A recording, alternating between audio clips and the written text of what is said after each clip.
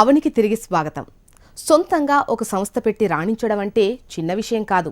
చంటిపిల్లను సాకినట్లే ఆ కంపెనీని జాగ్రత్తగా చూసుకోవాలి. కంపెనీని ఆరంభించిన మొదట్లో ఓపిక, టైం, నష్టాన్ని తట్టుకొని నిలబడగలిగే మానసిక సంసిద్ధత కావాలి. మహిళలు సొంతంగా తమ కాళ్లపై తాము నిలబడేందుకు ఈ స్టార్టప్ కంపెనీలు ఓ వరమే అని చెప్పాలి. మనం చేయగలిగిన పని లేదా వ్యాపారంపై ముందు మనం ఒక ప్రాజెక్ట్ వర్క్ రెడీ చేయాలి. ఒకసారి పని మొదలయ్యాక ప్రతిరోజు సమీక్ష జరగాలి. ఆ తర్వాత వారాంతపు సమీక్షలు, నెలవారీ సమీక్షలు జరపాలి. తప్పొప్పులను సరిచేసుకోవాలి. అన్నింటికన్నా ముందు మనపై మనకు ఆత్మవిశ్వాసం ఉండాలి. అప్పుడు రుణాలు, ప్రోత్సాహకాలు, రాయితీలు మనకు వెన్నుదన్నుగా నిలుస్తాయి. ఏమంటారు?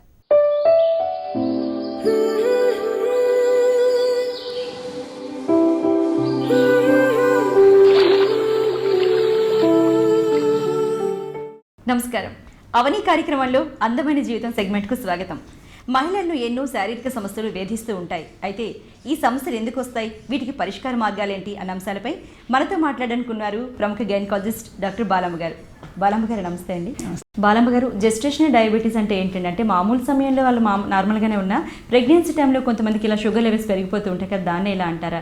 అసలు దీనివల్ల ఎలాంటి ఇబ్బందులు ఎదుర్కొంటారు? అలాగే ఎలాంటి చికిత్స పద్ధతులు ఉన్నాయండి? ప్రపంచంలో ఉండే అంత జనాభాలకు కూడాను ఇండియాలో ఉండే డయాబెటిక్స్ చాలా ఎక్కువ. అలాగే హైదరాబాద్లో, మన దేశంలోనే హైదరాబాద్లో ఎక్కువ మంది డయాబెటిక్స్ ఉన్నారు. ముఖ్యంగాను గర్భిణీ సమయంలో ఈ షుగర్ పెరిగే అవకాశం చాలా ఎక్కువ ఉంది. ఒక కాలంలో ఇది 5-6% అని అనుకునేవాళ్ళము. ఇప్పుడు 20% దాకా కూడా ఉంటుంది. ఇది ప్రతిదానికి కారణం ఒకటేనండి, స్థూలకాయం అండి.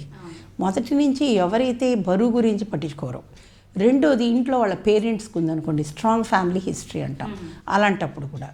మూడోది, కొంతమందికి డయాబెటీస్ అనేది చిన్న వయసులోనే వచ్చేస్తుంది, కానీ ఇప్పుడు దాన్ని బాగా కంట్రోల్ చేస్తున్నారు కాబట్టి ఎండోక్రినాలజిస్ట్ వాళ్ళు పెళ్లి చేసుకుంటున్నారు, పిల్లలను కూడా కంటున్నారు.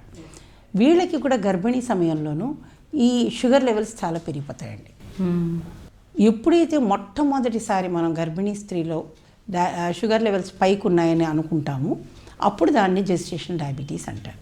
మామూలుగా మనం ఫాస్టింగ్ బ్లడ్ షుగర్ 100 ఉంటే పర్వాలేదు అనుకుంటాం, పోస్ట్ లంచ్ 140 ఉంటే పర్వాలేదు అనుకుంటాం.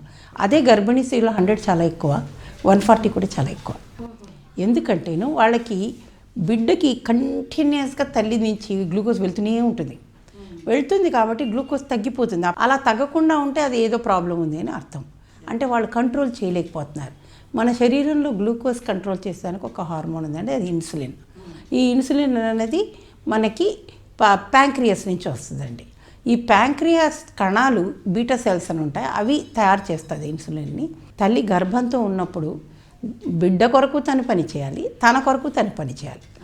బిడ్డ యొక్క ప్యాంక్రియాస్ 4 నెలలు గడిచిన తర్వాత కానీ మొదలు పెడతాం. ఇంకో ప్రాబ్లం ఏంటంటే, తల్లికి కొన్ని హార్మోన్స్ తయారవుతాయి ప్రెగ్నెన్సీ సమయంలో, మాయ నుంచి తయారవుతాయి. ఈస్ట్రోజన్, ప్రొజెస్ట్రాన్, రిలాక్సిన్, సోమటోమెమోట్రాఫిన్ అని, కార్టిసాల్ కూడా తయారవుతుంది. ఇవన్నిటినీ కాంట్రా ఇన్సులిన్ ఫ్యాక్టర్స్ అంటారు. కాంట్రా ఇన్సులిన్ ఫ్యాక్టర్స్ అంటే అవి ఇన్సులిన్కి అగెయిన్స్ట్గా పనిచేస్తాయి. ప్రెగ్నెన్సీ సమయంలో ఫాస్టింగ్ బ్లడ్ షుగర్ 92 ఉండాలా, దాన్ని మించకూడదు. అలాగే గంట సేపు తర్వాత 180 అంటే 180 ఉండాలా. అలాగే 2 గంటల సేపు తర్వాత 153 153 ఉండాలి. ఇది international study group for diabetes in pregnancy. అది ఎక్కువ కాదండి, 1 అవర్కి. కాబట్టి అంతకు మించిందనుకోండి తప్పకుండా అది డయాబెటీస్ కిందే వస్తుంది. అలా కాకుండా మన దగ్గర డిప్సీ అనే ఒక గ్రూప్ ఉందండి, diabetes in pregnancy study group అని. ఒట్టి మన కంట్రీలో, అందులో సౌత్ ఇండియాలో మాత్రమే చేస్తున్నారు. భోజనం ఎప్పుడైనా చేయనియండి, అప్పుడే చేసి రానియండి, ఒక గంట ముందు చేసి రానియండి. ఆమెకి 75 grams గ్లూకోజ్ ఇచ్చి ఒక 2 గంటల సేపు తర్వాత షుగర్ ఒకసారి టెస్ట్ చేయమంటారు. ఎప్పుడైతే ఇది 140 కంటే 140 కంటే ఎక్కువ ఉందో అప్పుడు మనం స్క్రీనింగ్ టెస్ట్ చేసుకోవాలన్నమాట. ఇప్పుడు గర్భిణీ స్త్రీకి అది వాళ్ళకి మాత్రమే ఇది స్క్రీనింగ్ టెస్ట్ అండి. ఇది డయాగ్నోస్టిక్ కాదు. తర్వాత మనం జీటీటీ చేసుకుని చూసుకోవాలి. మామూలుగా ఈ జెస్టేషనల్ డయాబెటీస్ అన్నది ఎప్పుడైతే మాయ ఎక్కువగా పనిచేస్తుందో అప్పుడే తయారవుతుంది. ఇది కూడా 5 నెలల తర్వాతేనండి. అలా కాకుండా కొంతమందికి ముందర నుంచే ఉంటుంది చూసారా షుగరు, అలాంటి వాళ్ళకి తెలియదు అనుకోండి వాళ్ళకి షుగర్ ఉందని. అలాంటప్పుడు మేము ఇప్పుడు ఏం చేస్తున్నామంటే, మొదటి 3 నెలల్లోనే వాళ్ళు మొట్టమొదటి మా దగ్గరికి వచ్చినప్పుడే గ్లైకాసిలేటెడ్ హిమోగ్లోబిన్ అని ఒక హిమోగ్లోబిన్ వెరైటీ ఉంటుంది, అది టెస్ట్ చేస్తాం. అది గర్భిణీ స్త్రీలో 5.2% కంటే ఎక్కువ ఉంటే మేము ముందర టెస్టులు చేస్తాం, వీళ్ళకి షుగర్ ఉందా లేదా అని చూసుకోవాలి. అదే మీరు నాన్ ప్రెగ్నెంట్ అంటే ప్రెగ్నెన్సీ లేని వాళ్ళలో చూస్తే అది 6 దాకా ఉండొచ్చండి, కానీ ప్రెగ్నెన్సీలో ఉండకూడదు. ప్రెగ్నెన్సీలో ఉన్న లెవెల్స్ ఎవరు కూడాను మన లెబొరేటరీ వాళ్ళు రాయరు. నాకు బాగానే ఉంది, ఈ డాక్టర్ ఏంటి నాకు షుగర్ ఎక్కువ ఉందని చెప్తున్నారు అని అనుకుంటారన్నమాట. అప్పుడు మేము వీళ్ళకి ఇవన్నీ కూడా విడమర్చి చెప్పాల్సి వస్తుంది. స్థూలకాయం ఉన్న వాళ్ళకి ఈ షుగర్ వచ్చే అవకాశాలు పెరుగుతాయి అన్నమాట. అలాంటి వాళ్ళకి గర్భం రాకముందరి నుంచే మేము చెప్తాం, అమ్మ మీరు బరువు తగ్గండి, తగ్గాక రానియండి ప్రెగ్నెన్సీ అని. అలా కాకుండా తగ్గకుండా ప్రెగ్నెన్సీ వచ్చిన వాళ్ళకి బీపీ పెరిగే అవకాశాలు, అంటే ఉరపవాతం, జెస్టేషన్ హైపర్టెన్షన్ వచ్చే అవకాశాలు, షుగర్ వచ్చే అవకాశాలు కూడా చాలా పెరుగుతాయండి. ఓహో. సో ఈ జెస్టేషనల్ డయాబెటీస్ని మేము ఒక్కళ్ళమే ట్రీట్ చేయమండి. దీనికి ఒక డైటీషియన్ కావాలా, అలాగే ఎండోక్రినాలజిస్ట్ కూడా కావాలి, అంటే డయాబెటాలజిస్ట్, వాళ్ళు ట్రీట్ చేస్తారు. ప్లస్ డెలివరీ టైంలో మాకు నియోనెటాలజిస్ట్ అంటే పీడియాట్రిషియన్ చాలా ముఖ్యము. అంతేకాకుండా అనిస్థీసియా వాళ్ళకి కూడా చెప్పాలి, ఎందుకంటే వీటన్నిటి ప్రాబ్లమ్స్ వస్తాయి. కాబట్టి ఇది టీమ్ మేనేజ్మెంట్, ఒక్కళ్ళ మేనేజ్మెంటే కాదు. చాలామంది అనుకుంటారు, అయ్యో గర్భిణీ సమయంలో నాకు షుగర్ వచ్చింది, నాకు ఇన్సులిన్ ఇచ్చేస్తున్నారు, ఇక జన్మంతా నేను ఇన్సులిన్ వాడాలేమో, అదొక అపోహ. ఇది మొట్టమొదటి షుగర్ కనుక్కున్నప్పుడు మేము మెడికల్ న్యూట్రిషన్ థెరపీ అని పెడతాం. ఈ మెడికల్ న్యూట్రిషన్ థెరపీలో స్ట్రిక్ట్ డయట్ చెప్తాం వాళ్ళకి.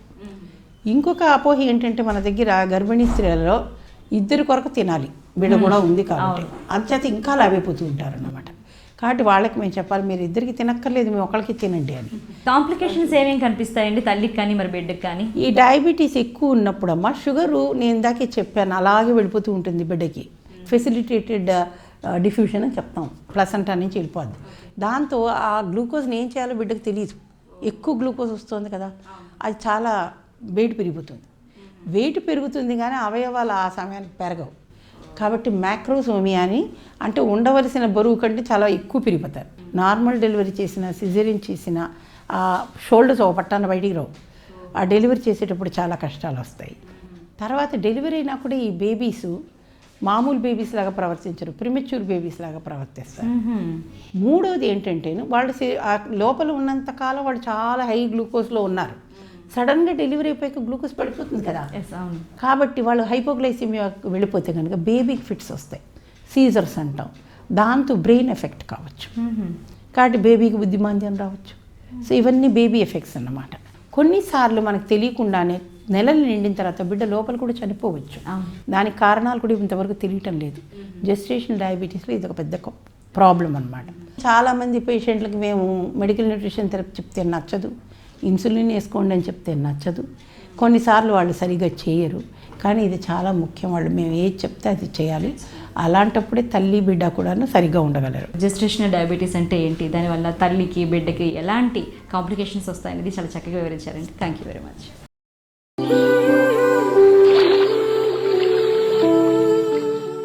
ఆత్మవిశ్వాసంతో అడిగేయండి. మీరు కోరుకున్న రంగంలో రాణించేందుకు రెడీ అవ్వండి. ఒకరి దగ్గర పనిచేయడం కాదు, మనమే 10 మందికి ఉపాధి కల్పించాలన్న పట్టుదల మీలో ఉంటే ప్రభుత్వాలు మీకు అండగా నిలబడతాయి. ఇది ఇవాల్టి అవని. మరో ఎపిసోడ్లో మళ్ళీ కలుద్దాం. నమస్తే.